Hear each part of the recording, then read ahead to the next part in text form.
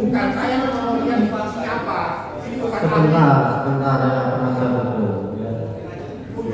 Apakah saksi ini ada menjelaskan juga di BAP tentang produk ini? Kan begitu. Kalau di dakwaan di BAP ada silakan saksi.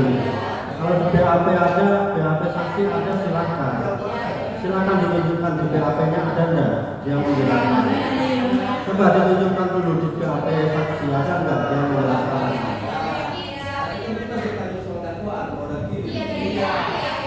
Silakan, sebentar.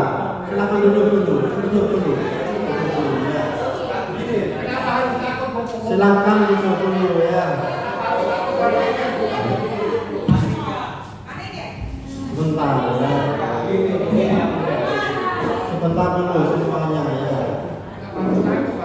Jadi harus kita ingat ya bahwa saudara kita ini dalam perkara Ismail sebagai saksi. Betul ya, Bu ya. Sebagai saksi tentunya kita akan bertanya ya, panduannya BAP komisi, BAP penyidik. Ada nggak kira-kira saksi menerangkan tentang produk itu? Ada enggak?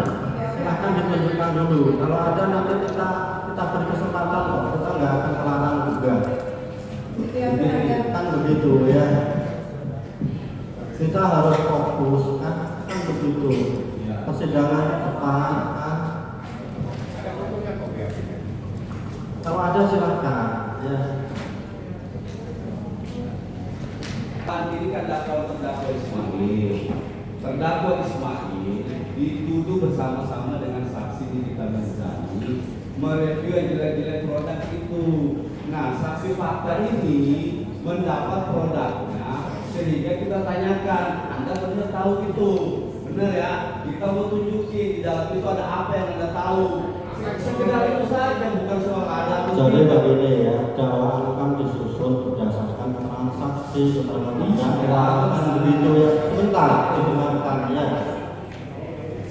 Tidak semua saksi akan menerangkan segala sesuatu yang ada di dakwaan. Tentunya dia menerangkan sebatas apa yang ada di BAP. Dari BAP masing-masing saksi kan begitu ya. Silakan, kita udah memberikan kesempatan. Kalau di BAP saksi ada silakan, kan begitu. Silakan teman-teman pengawas di sini. Kita itu mereka kan punya panduan, kan begitu.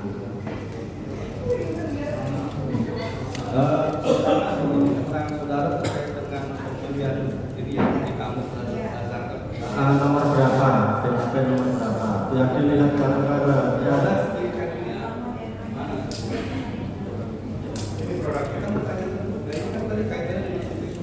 Coba kita sebentar coba silakan ditunjukkan nomor berapa biar sama-sama buka kan punya BAP. Isinya apa ini? Anda tahu ini apa? Kalau ada ya silakan kita kasih kesempatan.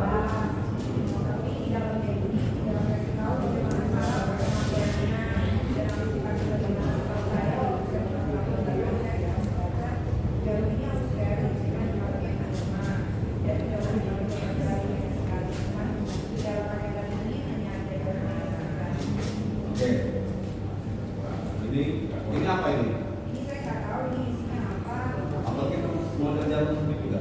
Iya ini jadi salah satu jadi keluarga yang dia jadi keluarga filmnya dia dan tidak ini bukan lalu jadi buka. Ini ada dalam bahasa. Jadi tidak boleh digunakan ini. Oke. Saya tanya dulu apa dulu ada.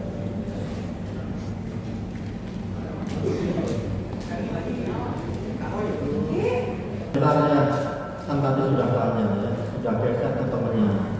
Silakan. Karena barang bukti dipegang. Itu silakan. Saudara saksi tadi masalah yang tersebut dan ada kebebasan. Karena saya mau kembali tentang seseorang yang Idris yang Anda tahu. Iya. Memang dia punya kredibilitas. Buat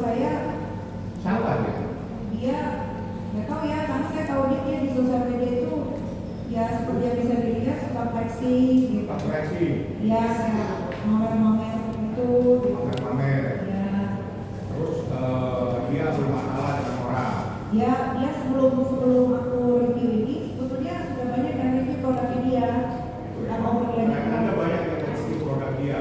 Iya. Dari sekian, apakah ada konsumen yang melaporkan dia di kepolisian?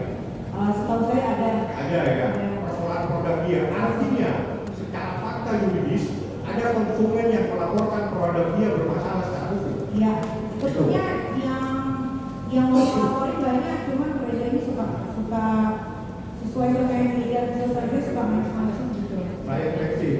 Orangnya gemuk, orangnya kurus ya. Ya, Artinya kurus itu memang badannya kurus beneran. memang badannya kurus. Jadi kalau Anda bilang dia kurus itu faktanya memang kurus. Faktanya memang kurus. Apakah kurus itu bagian dari penyakit? Tidak, karena Memang kurus ya. memang kurus orangnya. Memang kurus orangnya. Ya sesuai sama yang dilihat aja memang kurus, memang kurus. Terus dia punya kulit antara abu-abu dan hitam, jadinya antara tidak hitam tidak putih. Jadi kalau masalah abu-abu itu sebetulnya karena dia menggunakan body lotion pemutih, jadi kalau kena keringat atau kena panas jadinya abu-abu gitu.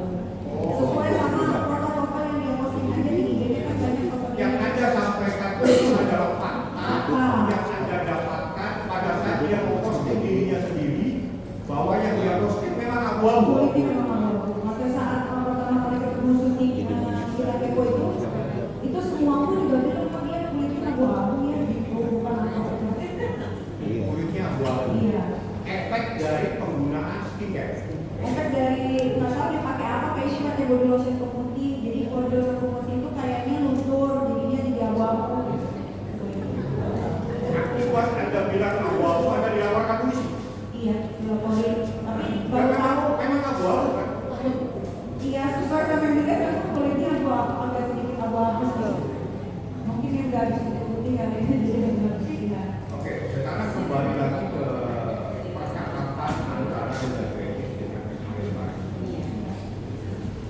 Pada saat Ismail Marzuki menyampaikan kepada Anda bahwa ada seseorang yang ingin bersilaturahmi, seperti itu Pak. Betul, betul, Pemahaman bersilaturahmi itu adalah sesuatu yang positif kan? betul. Bukan, jadi ada yang ingin bersilaturahmi dengan Anda itu siapa? Si Reza, Si Reza. Kenapa dia ingin bersilaturahmi? yang nggak tahu tiba-tiba aja dia mau bisa laki. Terus habis itu minta tolong kepada Ismail Marzuki. Iya. Minta tolong ya. Memang minta tolong. Sesuai sama rekaman yang beredar di situ, suara istri Reza jelas sekali bilang masih minta tolong. Terus apa syarat untuk Anda bisa menolong dia pada saat itu? Ya karena dia waktu itu banyak diserang netizen, bukan aku yang menyerang dia, netizen hampir 10 orang yang peminat yang punya media sosial semua membuli dia karena produk overcare dan dia bukan memperbaiki, malah dia makin menjadi-jadi gitu. Terus mungkin dia mau bertemu sama aku yang mungkin minta dibantu untuk supaya skincare-nya di review yang baik-baik. Ada syarat-syarat khusus yang Anda sampaikan? Ada, karena kalau mau aku tuh kalau mereview harus review, kebetulan memang harus jujur review. Kalau produknya biasa aja, kadang aku reviewnya biasanya biasa aja sesuai sama yang bisa dilihat. Karena sosial media ini juga tidak dikunci. Jadi Niki itu selalu bilang ke orang-orang kalau mau mengendorse Niki itu sama Niki itu harus review. Jadi kalau dia mau minta di review sama Niki, dia harus memperbaiki dulu produknya. Harus memperbaiki dulu. Iya. Manajemen Anda, namanya dia. Iya. Dari administrasi yang ada sama dia, berapa setiap bulan Anda mendapatkan penghasilan dari endorse? Tergantung kalau dari endorse dulu sebelum masuk ke taman biasanya sebulan itu bisa menghasilkan kalau untuk story TP yang langsung hilang 1 kali 24 jam di IG story biasanya 1 sampai 2 miliar. 1 sampai 2 miliar sekali posting. Iya, itu udah plus sama TikTok dan lain-lain. Terus dengan TikTok bukan 1 tahun. Bukan Ada 1 tahun, 1 bulan. ini 4 miliar di Indonesia ini ya. Iya. Terus terkait yang lain, jadi terkait endorse. Jadi endorse ini apakah semua ada kesepakatan ataukah memang saling